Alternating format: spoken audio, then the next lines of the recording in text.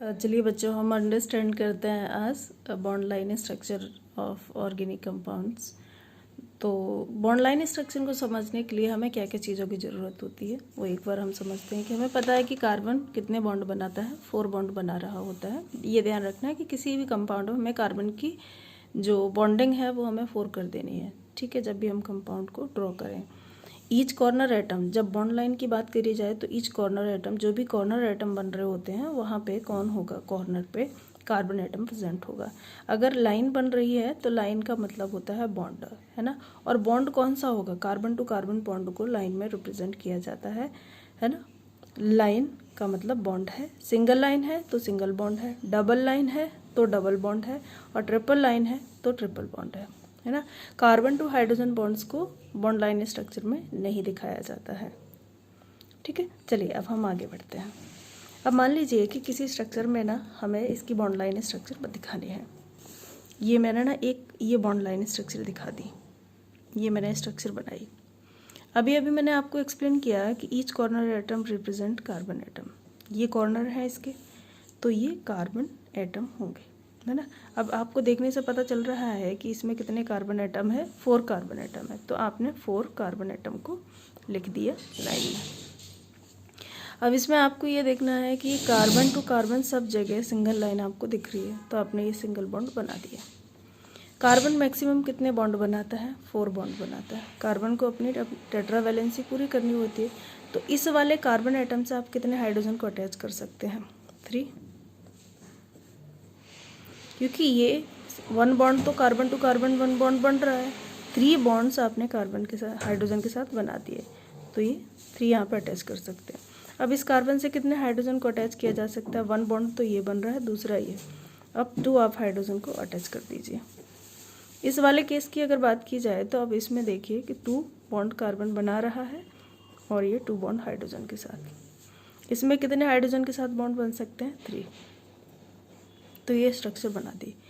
जब भी कोई स्ट्रक्चर आप बना रहे होते हैं जिसमें सारे बॉन्ड्स को और सारे एटम्स को रिप्रेजेंट किया गया है, तो ऐसे स्ट्रक्चर को हम बोलते हैं एक्सपेंडेड फॉर्म। एक्सपेंडेड फॉर्म कहते हैं। अब ये वाली जो स्ट्रक्चर है, क्योंकि इसमें आपने कार्बन टू कार्बन बॉन्ड दिखाए हैं, न कि कार्बन एटम को, इवन कार्बन हाइड्रोजन तो बॉन्ड भी नहीं दिखाया, तो ऐसी स्ट्रक्चर को आप कहते हो बॉन्ड लाइन स्ट्रक्चर, है ना। अब ये वाली स्ट्रक्चर को अगर आप कंडेंस्ड फॉर्म में लेके आना चाहो तो आप क्या करोगे कि इसमें कार्बन हाइड्रोजन एटम को तो दिखाओगे लेकिन उनको बॉन्ड को नहीं दिखाओगे। और साथ में कभी कभी ऐसा भी होता है कि आप कार्बन टू कार्बन बॉन्ड को भी नहीं दिखाया जाता, बुक्स में भी नहीं दिखाया जाता, और आप नहीं भी दिखाएं तो भी गलत नहीं होता। अब यहाँ पे इस वाले कार्बन एटम की बात करी जाए तो इसमें कितने हाइड्रोजन अटैच हैं, 3। तो मैंने 3 हाइड्रोजन लिख दिया, ये मैंने बॉन्ड बना दिया। इसके बाद इस वाले कार्बन एटम में 2 हाइड्रोजन है तो मैंने ये CH2 लिख दिया। इस वाले कार्बन एटम में 2 हाइड्रोजन है तो मैंने लिख दिया इसमें भी। अब जो इस टाइप की स्ट्रक्चर आप लिखते हैं तो आप इसको कंडेंस्ड फॉर्म कहते हैं। क्या कहते हैं आप इसको, कंडेंस्ड फॉर्म कहते हैं, ठीक है। और एक और तरीका होता है बच्चों कि अगर हो सकता है कि हम ना इस कंपाउंड में इस बॉन्ड को भी नहीं दिखाएं तो भी मतलब वही रहता है, CH3 CH2 CH2 CH3, है ना। इसको भी आप कंडेंस्ड फॉर्म कहते हैं। कंडेंस्ड फॉर्म में कुछ बॉन्ड्स को एमिट कर दिया जाता है या सारे के सारे बॉन्ड्स को एमिट कर दिया जाए, तो ऐसी फॉर्म्स को हम कंडेंस्ड फॉर्म कहते हैं, ठीक है। चलिए एक और एग्जांपल को हम लेते हैं। मैंने क्या किया, मैंने कुछ कंपाउंड इस तरीके से बना दिया, है ना। अब देखिए यहाँ पे कॉर्नर कितने हैं, 1 2 3, ये 3 कॉर्नर है, ठीक है।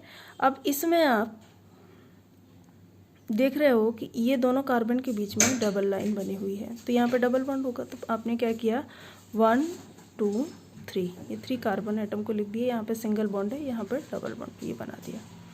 अब इस वाले कार्बन एटम पे कितने हाइड्रोजन आप अटैच कर सकते हो, 2 बॉन्ड तो ये रहे और ये 1 2, ठीक है ना, ये लिख दोगे।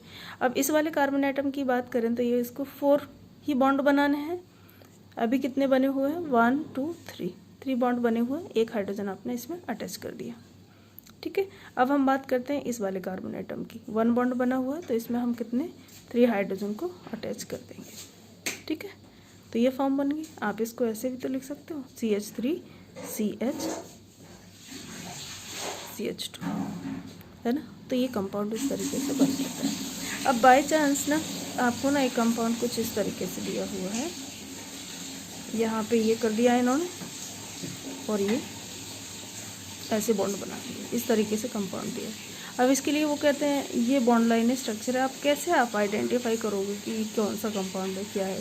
अब इसके लिए आपको पता है कि ईच कॉर्नर एटम पे कौन बैठा हुआ है, कार्बन है ना। तो ये आपने क्या किया, एक कार्बन, दूसरा कार्बन एटम और यहाँ पे तीसरा कार्बन एटम और ये रहा फोर्थ कार्बन एटम, ये सीधे लाइन बना दी। अब आप देख रहे हो कि ये वाले कार्बन एटम से एक और कार्बन एटम लगा हुआ है, तो आपने ये लिख दिया है ना।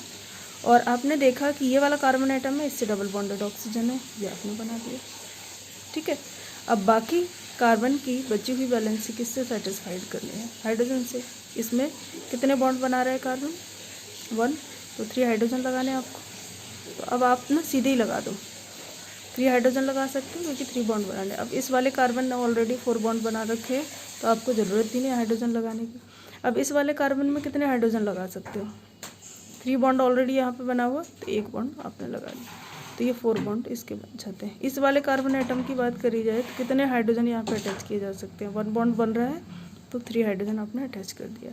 इस वाले कार्बन एटम में कितने हाइड्रोजन लगाए जा सकते हैं, 1 बॉन्ड बना हुआ है और 3 हाइड्रोजन एटम को आपको लगा देना है, तो ये 3 बॉन्ड बना देंगे। तो इस तरीके से ये वाली स्ट्रक्चर को इस तरीके से यहाँ पर रिप्रेजेंट किया गया है। ठीक है। तो ये आराम से प्रैक्टिस करें बैठ के, अपने आप खुद से बनाएं, है ना। और बहुत आसान है और आप सीख जाएंगे।